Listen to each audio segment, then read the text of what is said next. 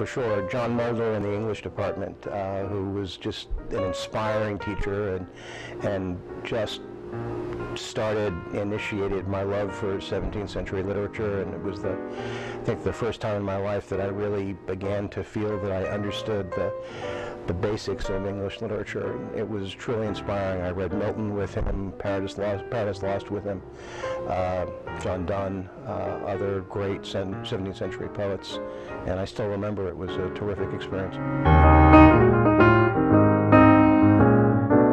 It's more than my university. have given back to NYU, to my law school, which is the University of San Francisco School of Law, and to Hebrew University.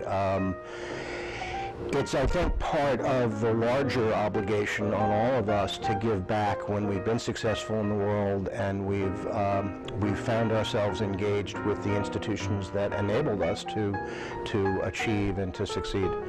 I think we have a fundamental obligation to support those institutions in any way we can, whether with our financial resources, our work, our commitment. I think that we have an affinity for them because of the fact that they bestowed what they did on us, and I think it's just highly important that we do those things. I think it's really part of what makes this country so great, that we're so philanthropic and that we have supported institutions such as an NYU, for example.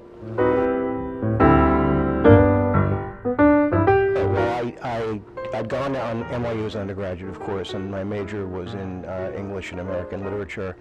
I loved writing, I loved the creative side of writing, and I loved scholarship, and in thinking about what I might do, I also loved public affairs and government, and I thought that going to law school would be something that might meld some of the things I loved together, and they did. I write as a lawyer. It's integral to my job. I write a lot as a lawyer, and I like that an awful lot, and it involves me in the world in a major way as well, which is very gratifying to me.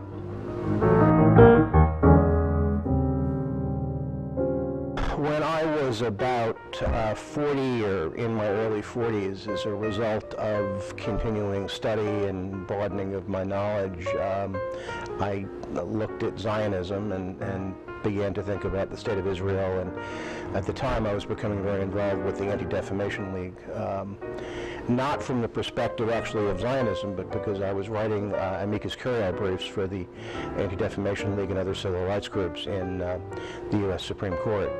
And that led me into a very serious consideration of Zionism and the place of Israel in the world, and what I felt needed to be done to protect the Jewish people and to eliminate threats against the Jewish people. That all in turn, for about 10 years, I was and still am today, a national lay leader of the Anti-Defamation League. That in turn led to greater involvement with Israel itself, and ultimately to a commitment to the Hebrew University, which is the premier university of Israel and one of the great universities of the world. I got technically involved in it about 7 years ago when I was asked to join the New York board of the American Friends of the Hebrew University, and I have since risen in the ranks. I was the chair of the New York Regional Board, and I've now become the president of the American Friends of the University nationally, and a member of the Board of Governors of Hebrew University.